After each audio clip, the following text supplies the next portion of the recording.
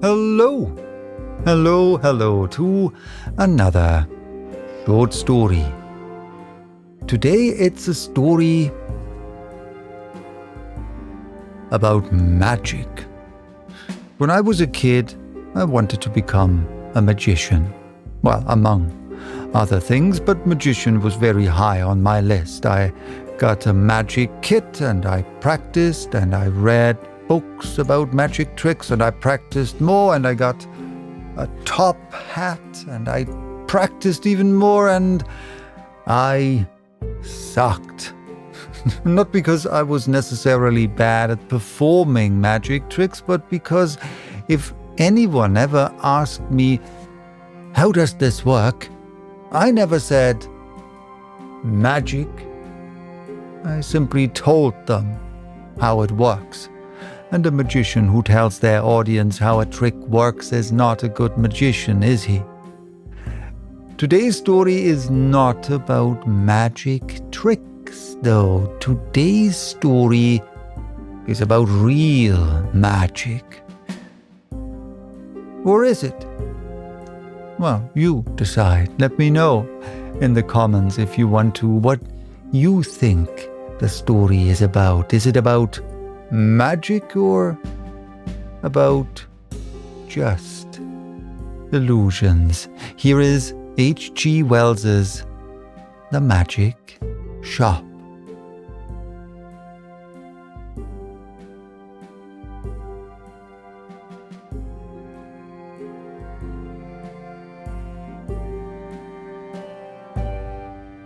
I had seen the magic shop from afar several times. I had passed it once or twice, a shop window of alluring little objects, magic balls, magic hens, wonderful cones, ventriloquist dolls, the material of the basket trick, packs of cards that looked all right, and all that sort of thing. But never had I thought of going in until one day, almost without warning, Gip hauled me by my finger right up to the window, and so conducted himself that there was nothing for it but to take him in. I had not thought the place was there, to tell the truth, a place where the chicks run about just out of patent incubators, but there it was, sure enough. I had fancied it was down nearer the circus, or round the corner in Oxford Street, or even in Holborn, always over the way, and a little inaccessible it had been, with something of the mirage in its position. But here it was, now quite indisputably, and the fat end of Gip's pointing finger made a noise upon the glass.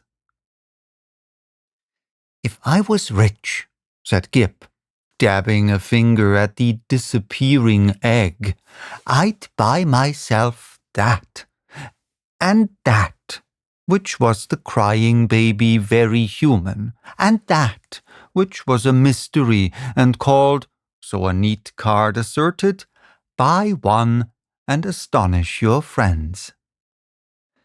"Anything," said Gip, "will disappear under one of those cones. I have read about it in a book. And there, Dada, is the vanishing halfpenny, only they've put it this way up so we can't see how it's done." Gip, dear boy, inherits his mother's breeding, and he did not propose to enter the shop or worry in any way, only, quite unconsciously he lugged my finger doorward, and he made his interest clear. "That," he said, and pointed to the magic bottle. "If you had that," I said, at which promising inquiry he looked up with a sudden radiance. "I could show it to Jessie," he said, thoughtful as ever of others. "It's less than 100 days to your birthday, Gibbles," I said, and laid my hand on the door handle. Gip made no answer, but his grip tightened on my finger, and so we came into the shop. It was no common shop, this. It was a magic shop, and all the prancing precedence Skip would have taken in the matter of mere toys was wanting. He left the burthen of the conversation to me.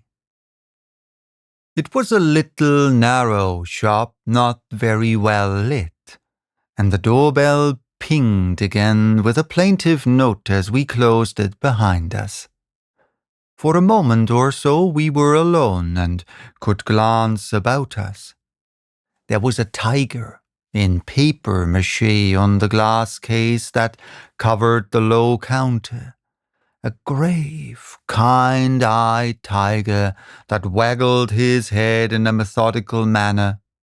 There were several crystal spheres, a china hand holding magic cards, a stock of magic fish bowls in various sizes, and an immodest magic hat that shamelessly displayed its springs. On the floor were magic mirrors, one to draw you out long and thin, one to swell your head and vanish your legs, and one to make you short and fat like a draught, and while we were laughing at these, the shopman, as I suppose, came in. At any rate, there he was behind the counter, a curious, sallow, dark man, with one ear larger than the other, and a chin like the toe cap of a boot. "What can we have the pleasure?" he said, spreading his long magic fingers on the glass case, and so with a start we were aware of him. "I want," I said, "to buy my little boy a few simple tricks." "Legerdemain?" he asked. "Mechanical? Domestic?" "Anything amusing?" said I. Said the shopman, and scratched his head for a moment as if thinking, then quite distinctly he drew from his head a glass ball. "Something in this way?" he said, and held it out. The action was unexpected. I had seen the trick done at entertainments endless times before. It's part of the common stock of conjurers, but I had not expected it here. "That's good," I said with a laugh. "Isn't it?" said the shopman. Gip stretched out his disengaged hand to take this object and found merely a blank palm. "It's in your pocket," said the shopman, and there it was. "How much will that be?" I asked. "We make no charge for glass balls," said the shopman politely. "We get them." He picked one out of his elbow as he spoke. "Free." He produced another from the back of his neck and laid it beside its predecessor on the counter. Gip regarded his glass ball sagely, then directed a look of inquiry at the two on the counter, and finally brought his round-eyed scrutiny to the shopman, who smiled. "You may have those too," said the shopman, "and if you don't mind, one from my mouth." So, Gip counselled me mutely for a moment, and then in a profound silence put away the 4 balls, resumed my reassuring finger, and nerved himself for the next event. "We get all our smaller tricks in that way," the shopman remarked. I laughed in the manner of one who subscribes to a jest. "Instead of going to the wholesale shop," I said, "of course, it's cheaper." "In a way," the shopman said, though we pay in the end, but not so heavily as people suppose. Our larger tricks, and our daily provisions, and all the other things we want, we get out of that hat. And you know, sir, if you'll excuse my saying it, there isn't a wholesale shop. Not for genuine magic goods, sir. I don't know if you noticed our inscription, The Genuine Magic Shop. He drew a business card from his cheek and handed it to me. Genuine, he said with his finger on the word, and added, There is absolutely no deception, sir. He seemed to be carrying out the joke pretty thoroughly, I thought. He turned to Gip with a smile of remarkable affability. You know, are the right sort of boy. I was surprised at his knowing that, because in the interests of discipline we keep it rather a secret, even at home, but Gip received it in unflinching silence, keeping a steadfast eye on him. It's only the right sort of boy gets through that doorway. And as if by way of illustration, there came a rattling at the door, and a squeaking little voice could faintly be heard. Nyah, I wanna go in there, I wanna go in there, nyah. And then the accents of a downtrodden parent urging consolations and propitiations. It's locked, Edward, he said. But it isn't, said I. It is, sir, said the shopman. Always. For that sort of child? And as he spoke, we had a glimpse of the other youngster, a little white-faced palate from sweet eating and over-sapid food, and distorted by evil passions, a ruthless little egotist, pawing at the enchanted pain. It's no good, sir, said the shopman as I moved, with my natural helpfulness doorward, and presently the spoilt child was carried off howling. How do you manage that? I said, breathing a little more freely. Magic, said the shopman with a careless wave of the hand, and, behold, sparks of colored fire flew out of his fingers and vanished into the shadows of the shop. You were saying, he said, addressing himself to Gip, before you came in, that you would like one of our buy one and astonish your friends boxes? Gip, after a gallant effort, said, Yes. It's in your pocket.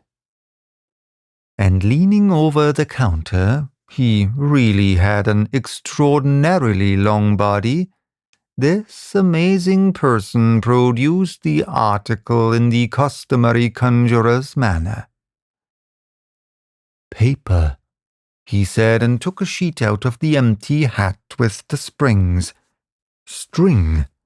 And behold, his mouth was a string box, from which he drew an unending thread, which, when he had tied his parcel, he bit off, and, it seemed to me, swallowed the ball of string.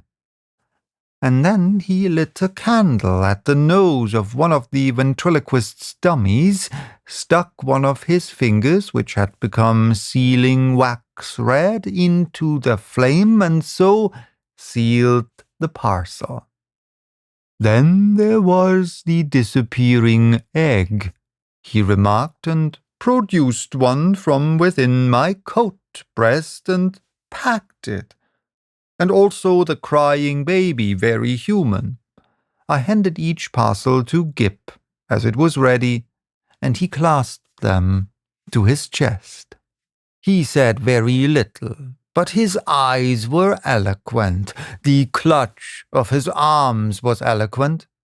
He was the playground of unspeakable emotions. These, were real magics.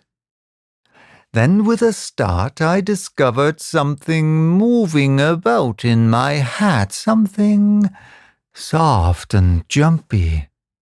I whipped it off, and a ruffled pigeon, no doubt a Confederate, dropped out and ran on the counter and went, I fancy, into the cardboard box behind the papier-mâché tiger. "Tut, tut," said the shopman, dexterously relieving me of my headdress. "Careless bird, and, as I live, nesting." He shook my hat and shook out into his extended hand 2 or 3 eggs, a large marble, a watch, about half a dozen of the inevitable glass balls, and then crumpled, crinkled paper, more and more, talking all the time of the way in which people neglect to brush their hats inside as well as out. Politely, of course, but with a certain personal application. "All sorts of things accumulate, sir. Not you, of course, in particular. Nearly every customer. Astonishing what they carry about with them." The crumpled paper rose and billowed on the counter, more and more and more, until he was nearly hidden from us, until he was altogether hidden, and still his voice went on and on. "We, none of us, know what the fair semblance of a human being may conceal, sir. Are we all then no better than brushed exteriors, white sepulchres?" His voice stopped, exactly like when you hit a neighbor's gramophone with a well-aimed brick. The same instant, silence, and the rustle of the paper stopped, and everything was still. "Have you done with my hat?" I said, after an interval. There was no answer. I stared at Gip, and Gip stared at me. And there were our distortions in the magic mirrors, looking very rum and grave and quiet. "I think we will go now," I said. "Will you tell me how much all this comes to?" "I say," I said on a rather louder note, "I want the bill. And my hat, please." It might have been a sniff from behind the paper pile. "Let's look behind the counter, Gip," I said. "He's making fun of us." I led Gip round the head-wagging tiger, and what do you think there was behind the counter? No one at all. Only my hat, on the floor, and a common conjurer's lop-eared white rabbit lost in meditation and looking as stupid and crumpled as only a conjurer's rabbit can do. I resumed my hat, and the rabbit lolloped a lollop or so out of my way. "Dada," said Gip in a guilty whisper. "What is it, Gip?" said I. "I do like this shop, Dada." "So should I said to myself, if the counter wouldn't suddenly extend itself to shut one off from the door. But I didn't call Gip's attention to that. "Pussy," he said, with a hand out to the rabbit as it came lolloping past us. "Pussy, do Gip a magic." And his eyes followed it as it squeezed through a door I had certainly not remarked a moment before. Then this door opened wider, and the man with one ear larger than the other appeared again. He was smiling still, but his eye met mine with something between amusement and defiance. "You'd like to see our showroom, sir," he said with an innocent suavity. Gip tugged my finger forward. I glanced at the counter and met the shopman's eye again. I was beginning to think the magic just a little too genuine. "We haven't very much time," I said, but somehow we were inside the showroom before I could finish that. "All goods of the same quality," said the shopman, rubbing his flexible hands together. "And that is the best. Nothing in the place that isn't genuine magic, and warranted thoroughly rum. Excuse me, sir." I felt him pull at something that clung to my coat sleeve. And then I saw he held a little wriggling red demon by the tail. The little creature bit and fought and tried to get at his hand, and in a moment he tossed it carelessly behind a counter. No doubt the thing was only an image of twisted India rubber, but for the moment... And his gesture was exactly that of a man who handles some petty biting bit of vermin. I glanced at Gip, but Gip was looking at a magic rocking horse. I was glad he hadn't seen the thing. "I say," I said in an undertone and indicating Gip and the red demon with my eye, "you haven't many things like that about you, have you?" "None of ours." "Probably brought it with you," said the shopman, also in an undertone and with a more dazzling smile than ever. "Astonishing what people will carry about them unawares."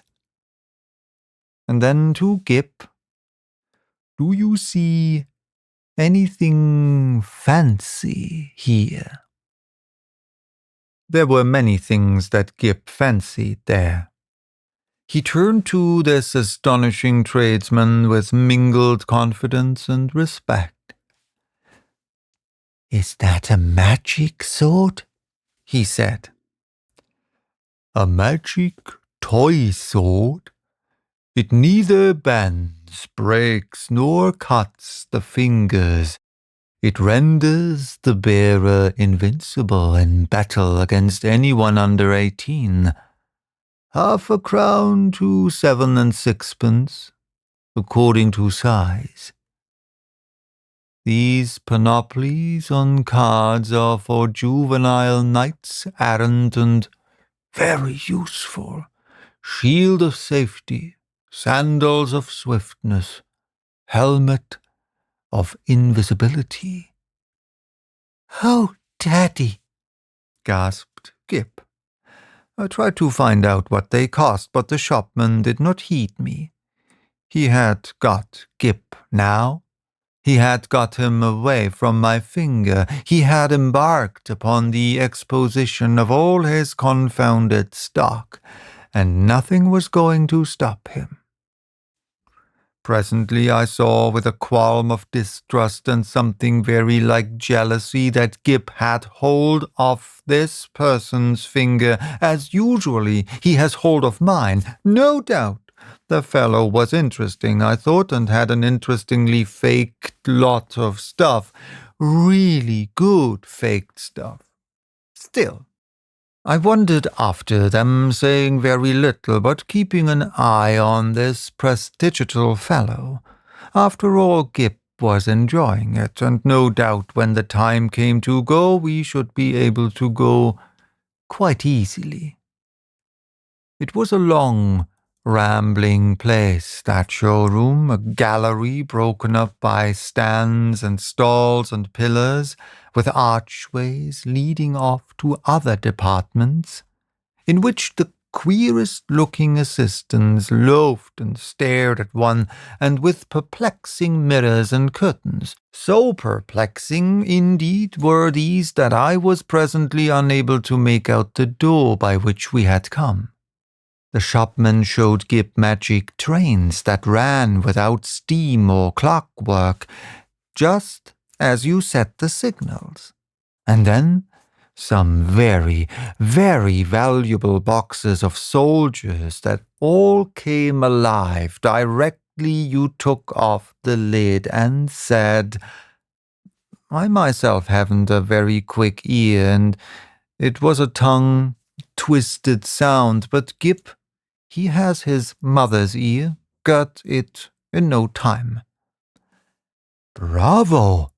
Said the shopman, putting the man back into the box unceremoniously and handing it to Gip. Now, said the shopman, and in a moment Gip had made them all alive again. You'll take that box? We'll take that box, said I, unless you charge its full value, in which case it would need a trust magnate. Dear heart, no! And the shopman swept the little man back again, shut the lid, waved the box in the air, and there it was in brown paper, tied up, and with Gip's full name and address on the paper. The shopman laughed at my amazement. This is the genuine magic, he said. The real thing.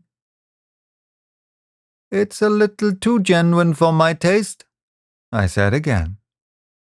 After that, he fell to showing Gip tricks. Odd tricks, and still odder the way they were done. He explained them. He turned them inside out. And there was the dear little chap nodding his busy bit of a head in the sagest manner. I did not attend as well as I might.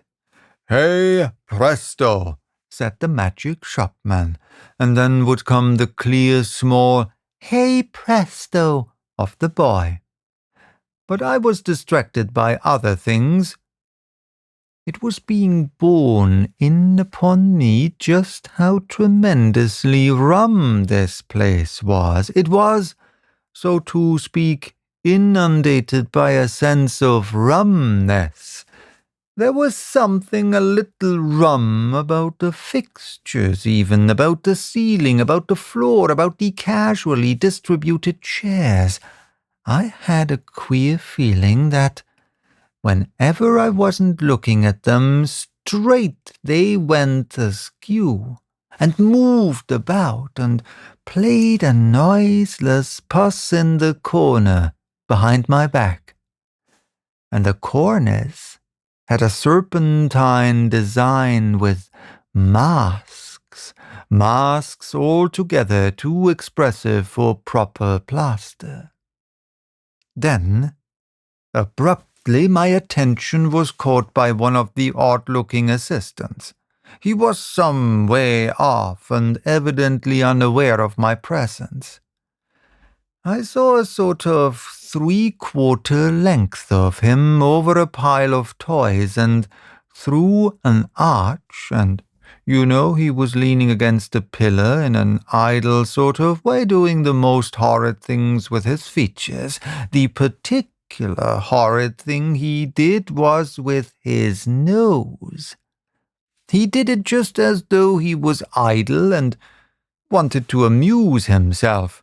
First of all, it was a short blobby nose, and then suddenly he shot it out like a telescope, and then out it flew and became thinner and thinner until it was like a long red flexible whip, like a thing in a nightmare it was. He flourished it about and flung it forth, as a fly fisher flings his line. My instant thought was that Gip mustn't see him. I turned about, and there was Gip quite preoccupied with the shopman, and thinking no evil. They were whispering together and looking at me. Gip was standing on a little stool, and the shopman was holding a sort of big drum in his hand. "Hide and seek, Dada!" cried Gip. "You're he!" And before I could do anything to prevent it, the shopman had clapped the big drum over him. I saw what was up directly. "Take that off!" I cried. "This instant! You'll frighten the boy! Take it off!" The shopman, with the unequal ears, did so without a word, and held the big cylinder towards me to show its emptiness. And the little stool was vacant. In that instant, my boy had utterly disappeared. You know, perhaps, that sinister something that comes like a hand out of the unseen and grips your heart about. You know it takes your common self away and leaves you tense and deliberate, neither slow nor hasty, neither angry nor afraid. So it was with me. I came up to this grinning shopman and kicked his stool aside. "Stop this folly," I said. "Where is my boy?" "You see," he said, still displaying the drum's interior, "there is no deception." I put out my hand to grip him, and he eluded me by a dexterous movement. I snatched again, and he turned from me and pushed open a door to escape. "Stop," I said, and he laughed, receding. I leapt after him into utter darkness. Thud. "Lord bless my heart! I didn't see you coming, sir." I was in Regent Street, and I had collided with a decent-looking working man. And a yard away, perhaps, and looking a little perplexed with himself, was Gip. There was some sort of apology, and then Gip had turned and come to me with a bright little smile, as though for a moment he had missed me. And he was carrying 4 parcels in his arm. He secured immediate possession of my finger. For the second I was rather at a loss. I stared round to see the door of the magic shop, and behold, it was not there. There was no door, no shop, nothing. Only the common pilaster between the shop where they sell pictures and the window with the chicks. I did the only thing possible in that mental tumult. I walked straight to the curbstone and held up my umbrella for a cab. "Hansoms," said Gip, in a note of culminating exultation. I helped him in, recalled my address with an effort, and got in also. Something unusual proclaimed itself in my tailcoat pocket, and I felt and discovered a glass ball. With a petulant expression, I flung it into the street. Gip said nothing. For a space, neither of us spoke. "Dada," said Gip at last. "That was a proper shop." I came round with that to the problem of just how the whole thing had seemed to him. He looked completely undamaged. So far, so good. He was neither scared nor unhinged. He was simply tremendously satisfied with the afternoon's entertainment, and there, in his arms, were the 4 parcels. Confound it! What could be in them? I said. Little boys can't go to shops like that every day. He received this with his usual stoicism, and for a moment I was sorry I was his father and not his mother, and so couldn't suddenly there coram publico in our hansom kiss him. After all, I thought, the thing wasn't so very bad. But it was only when we opened the parcels that I really began to be reassured.